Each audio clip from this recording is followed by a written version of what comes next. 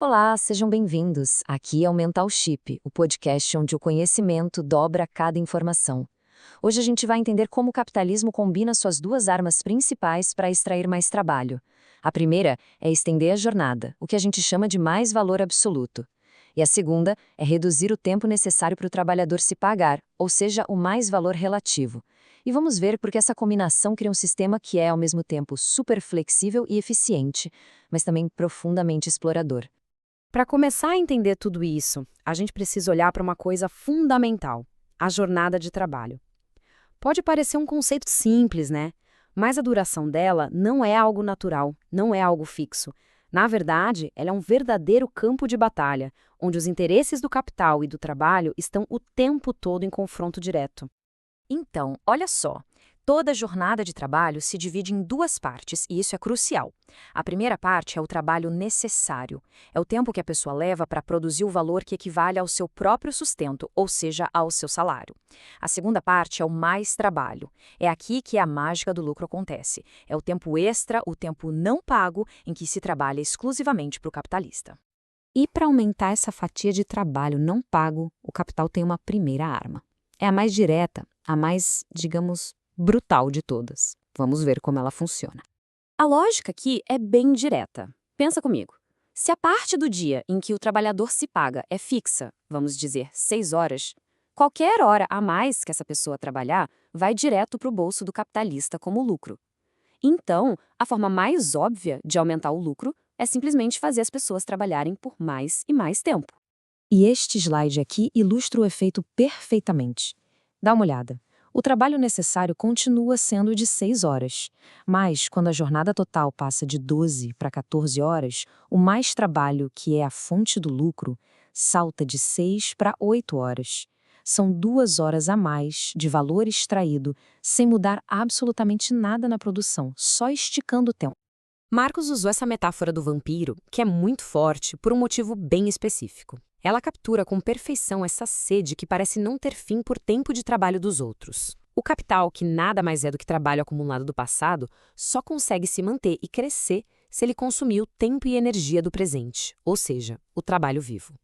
E isso, gente, não era só uma teoria, não. Isso era a realidade documentada nos jornais da época. Mary Ann Walkley, uma costureira, morreu literalmente de exaustão. Esse é o custo humano extremo da busca sem limites pelo mais valor absoluto, quando não existe nenhuma barreira para a jornada de trabalho. Só que essa estratégia de força bruta, ela esbarra em alguns limites. Primeiro, os biológicos, né? O corpo humano tem um limite, as pessoas precisam descansar. Depois vêm os limites sociais. Os trabalhadores começam a se organizar, a fazer greves, a lutar por condições melhores. E, por fim, os limites legais. A própria sociedade, através do Estado, interfere e cria leis para limitar a jornada. O capital precisava de um plano B.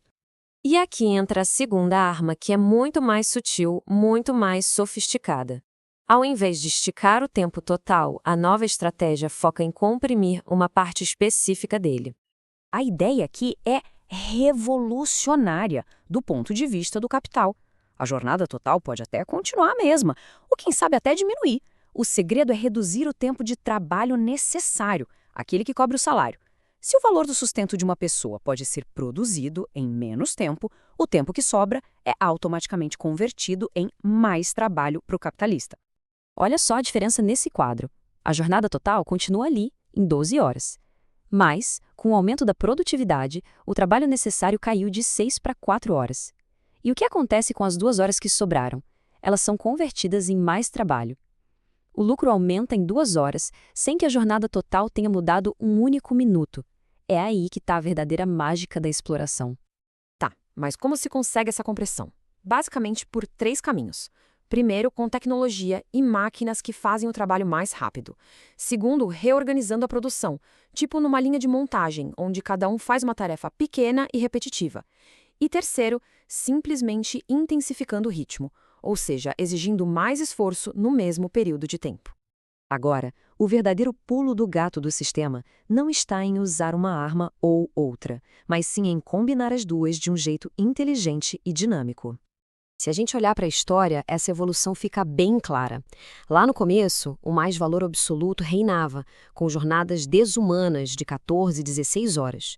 Com a Revolução Industrial, o mais valor relativo ganha muita força com a mecanização. E hoje? Hoje a gente vive uma combinação o tempo todo. Jornadas que são limitadas por lei, mas com uma pressão gigantesca por produtividade e intensificação dentro desse tempo. E essa combinação nos leva a focar num elemento que é crucial, que muitas vezes fica meio escondido, mas que é a base do trabalho moderno: a intensificação. A gente já mencionou isso como uma das formas de comprimir o tempo, mas o impacto dela é tão grande que merece um olhar mais de perto. A intensificação é diferente de estender a jornada. É sobre preencher cada minuto, cada poro do tempo de trabalho com mais esforço, mais atenção, mais desgaste. Pensa na diferença entre correr uma maratona em 5 horas ou em 3. A distância é a mesma, mas o gasto de energia é brutalmente diferente. Certo, mas por que ficar analisando conceitos do século XIX é tão importante agora? Porque eles descrevem com perfeição a nossa realidade de hoje. Essa é a pergunta central. Como é que essa engenharia do tempo, essa combinação de esticar, comprimir e intensificar o trabalho, aparece no nosso dia a dia? A resposta está em toda parte. O burnout não é uma falha individual, mas o resultado da intensificação levada ao extremo. As metas que parecem inatingíveis, a vigilância constante por softwares, a pressão por produtividade, tudo isso são manifestações modernas da busca incessante por mais valor. E aqui está a grande sacada. A luta hoje não é mais só sobre a duração da jornada, mas sobre a qualidade e a densidade do tempo dentro dela. O capital aprendeu a extrair mais valor não apenas esticando o relógio, mas dominando cada segundo dele. No próximo episódio, vamos mergulhar em como essa exploração toda aparece no salário e por que o que parece ser uma troca justa, na verdade, não é. Vamos ver como o salário consegue esconder essa dinâmica e transformar o trabalho em um preço. Este episódio foi gerado com o apoio de inteligência artificial para maximizar clareza e profundidade. Para uma compreensão completa, recomendo fortemente a leitura da obra original, que pode ser comprada no link da descrição, assim também se ajuda o canal. E se gostou, curte e compartilha. Mental Chip, onde o conhecimento dobra cada informação.